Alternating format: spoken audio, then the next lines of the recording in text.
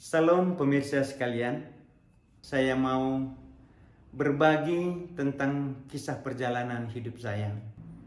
Saya dibesarkan di sebuah desa yang kecil. Bersama-sama dengan adik kakak saya, kami dibesarkan oleh ibu kami. Ibu saya selalu berpendapat bahwa kalau mau berubah keadaannya, maka anak-anaknya harus mempunyai pendidikan yang memadai. Dengan susah payah, dengan keringatnya seorang diri, ibu saya berusaha untuk mengumpulkan uang dan mengirimkan saya ke salah satu perguruan tinggi di Bandung, yaitu Institut Teologi dan Keguruan Advent di Bandung. Setelah saya ada di sana selama 1,5 semester yang dibiayai dengan keringat dan air mata oleh ibu saya, tiba-tiba saya keluar dan drop out dari sekolah itu. Saya sangat sedih, ibu saya juga sangat sedih. Saya tidak berani bertemu dengan ibu saya untuk pulang ke kampung. Pada satu hari, saya pergi ke Bali. Pada waktu saya tiba di Bali, hari pertama, saya naik angkutan umum, lalu di perjalanan, tiba-tiba dari arah depan ada sebuah mobil yang cepat, kencang. Kemudian supir bus kami berusaha untuk menghindar, banting setir ke kiri, dan jadilah kami masuk ke dalam sebuah jurang yang cukup dalam. Tapi puji Tuhan, tidak ada yang celaka serius pada waktu itu. Hari kedua, saya berada di Bali. Pada malam itu, saya berjalan untuk menyeberangi jalan. Sebuah sepeda motor menabrak bagian kaki saya, dan saya terlempar sejauh 5 meter. Tetapi kaki saya tidak patah. Kemudian hari ketiga saya ada di Bali. Tampaknya hari ketiga saya pergi ke pantai Legian, yang tentu saja jauh berbeda daripada keadaan yang sekarang. Dan saya mencoba berenang di pinggir karena saya tidak biasa berenang di laut. Tetapi makin lama saya makin ke tengah dan akhirnya terseret oleh ombak ke tengah. Saya mulai minum air laut. Mata saya sudah perih, hidung saya sudah perih. Saya berpikir, ini adalah hari yang terakhir saya hidup di dunia ini. Ketika ombak itu mengangkat tubuh saya tinggi ke atas, saya melihat di sana ada seorang asing naik selancar. Kemudian saya berteriak, "Help me!" Ternyata dia mendengar teriakan saya. Dia datang mendekat dan dia tarik saya membawa ke tepian. Puji Tuhan, hari ketiga saya selamat juga. Hari keempat saya berada di Bali. Ketika malam hari saya akan mencari tempat tidur di mana saja. Yang ada pada waktu itu adalah sebuah warung yang terbuka, tidak ada dinding. Kemudian saya tidur di sana malam itu. Sekelompok orang muda datang. Kemudian saya diinterogasi, saya katakan mengapa saya ada di sana. Akhirnya saya dibawa ke kantor polisi. Saya tidur pada malam itu di dalam sel, walaupun selnya memang tidak dikunci. Hari kelima saya berada di Bali. Saya merasa takut untuk tetap tinggal di Bali.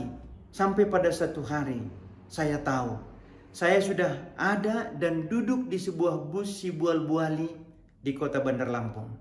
Bus yang akan berangkat menuju kota Medan. Saya akan pulang ke Medan. Saya kembali tinggal di desa. Seperti yang lainnya, hidup payah. Tetapi ternyata walaupun di desa yang kecil, di sana ada juga perempuan yang cantik. Dan akhirnya kami menikah. Menikah dengan status saya sebagai seorang pengangguran. Kami hidup bersama serba kekurangan. Dan kami sudah memiliki 2 orang anak. Ketika saya berpikir bahwa saya harus keluar kembali dari desa ini. Kebetulan pada waktu itu ada seorang pendeta yang datang dari Amerika, pendeta yang sudah pensiun, berkata kepada saya, "Bagaimana kalau kita ke Amerika? Di Amerika itu masih luas lapangan pekerjaan, banyak, gajinya juga bagus. Lebih baik kamu ke sana daripada tinggal di sini." Seorang bekas guru saya datang bertamu ke rumah kami pada waktu itu. Guru saya pada waktu saya sekolah di SMA di Esela Martoba, Bapak D.V. Hutauruk. Saya menceritakan dengan semangat rencana saya berangkat ke Amerika. Lalu Bapak Hutauruk mempunyai pandangan yang berbeda. Dia katakan, "Effendi, menurut saya kamu tidak harus pergi ke Amerika. Lebih baik kamu lanjutkan saja kuliah kamu yang belum selesai. Saya berpikir benar juga apa yang dikatakan oleh Bapak Hutauruk. Lalu kembali rembuk dengan keluarga dan diputuskan lebih baik kuliah saja. Kami berangkat untuk kuliah kembali yang sekarang sudah bernama Universitas Advent Indonesia. Saya tamat dari sana sebagai seorang sarjana akuntansi pada tahun 1987. Tiba-tiba datang tawaran. Tawaran untuk menjadi seorang kepala sekolah di sebuah sekolah yang kecil. Saya pun heran. Mereka semuanya mendukung saya untuk menjadi kepala sekolah tanpa gaji dengan uang jalan 50.000 satu bulan. Akhirnya kami berangkat ke sana dan setuju untuk berada di sana selama 3 tahun. Akhirnya saya, istri saya, dan ibu saya sepakat untuk tetap tinggal di desa.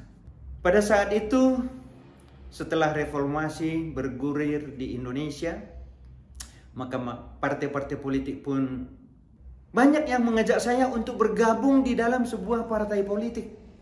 Tetapi saya tidak suka dengan partai politik. Sampai akhirnya pada satu saat saya tahu bahwa saya sudah berada di dalam sebuah partai politik. Menjadi pengurus. Bahkan dengan cepat melalui proses pemilu tahun 1999, saya terpilih menjadi anggota legislatif di sana. Dan akhirnya menjadi pimpinan di lembaga itu selama kurang lebih 10 tahun. Apa yang saya rencanakan di dalam hidup saya, bukan itu yang diizinkan oleh Tuhan yang terjadi kepada diri saya sendiri. Kenapa Tuhan menghendaki saya tinggal di satu tempat yang walaupun saya tidak berencana untuk tinggal di tempat itu. Walaupun hanya sebuah pelayanan kecil yang bisa saya perbuat di tempat ini. Tapi ternyata Tuhan menginginkan saya berada di tempat ini. Langit memang tidak selalu biru, tetapi Tuhan selalu ada pada saat apapun itu. Rancanganmu bukanlah rancanganku, Tuhan katakan. Tuhan memberkati.